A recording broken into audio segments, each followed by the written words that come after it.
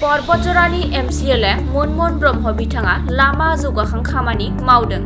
क'क्राझार जिल्ला बतझर महकुमानि सिङाव थानाय दिपकाइनि बेन्दोंआव थानाय तुलसीजरा फारसे गेवलां बाजारनिफ्राय दुब्लि फोथाराव थांनाय लामाया जोबोद गाज्रि थासारियाव दं। गामिनि सुबुंफोरा जोबोद खस्थ'नि गेजेरजों थांलाय फैलाय खालामनो गोनां जाबोदोंमोन।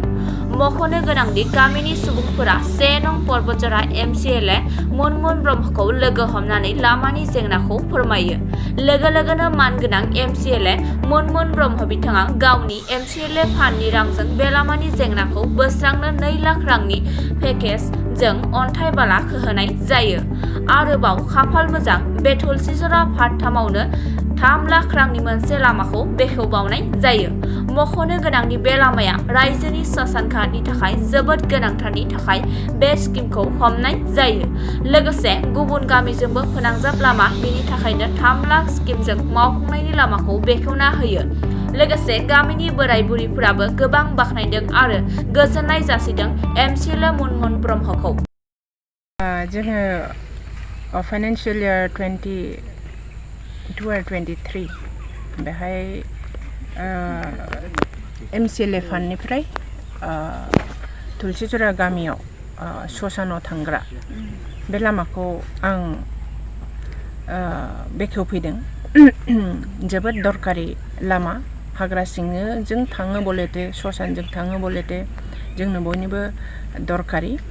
दा एसे खम एमाउन्टजोंबाबो बे लामाखौ जाफुंथाय जाहोनो थाखाय आङो रायजोफोरखौ खावलायगोन। आरो जों एनाफ नङा बे फान्डा MCLA एरिया डेभेलपमेन्ट खालामनायनि थाखाय जोङो बोसोरिकिया जे फान्ड मोनो बे एनाफ नङा। बोसोराव जोङो 50 लाख थाखाल' जोङो इउटिलाइज खालामनो मोनो, बेखौबो रेगुलार नङा। गतिके जिहेतु एबार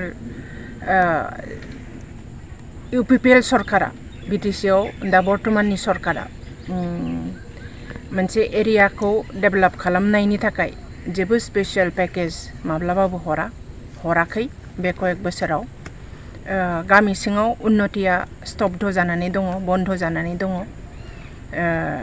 गतिके जाखिनि आंनाव फान्ड दङ बेजोंनो आङो गामि ओनसोलखौ आङो उन्नति खालामनो नागिरदों। रायजो राजानि गांनाय उखैनायखौ बे 50 लाख थाखाजों बोसोराव जोङो हेफाजाब होफानो हायाबाबो जाखिनि हायो बेखौ आङो इउटिलाइज खालामनानै रायजोनि हेफाजाब होनो नागिरदों।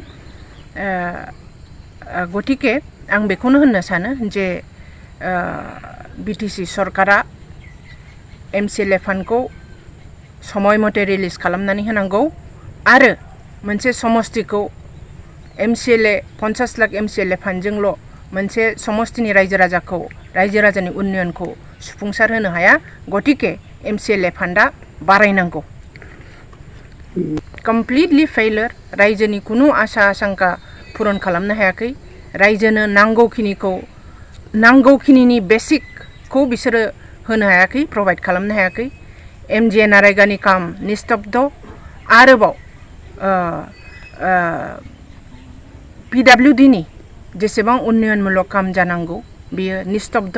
गतिके बतझरआ कमप्लिटलि उन्नतिनिफ्राय निस्तब्ध बन्ध जानानै दङ।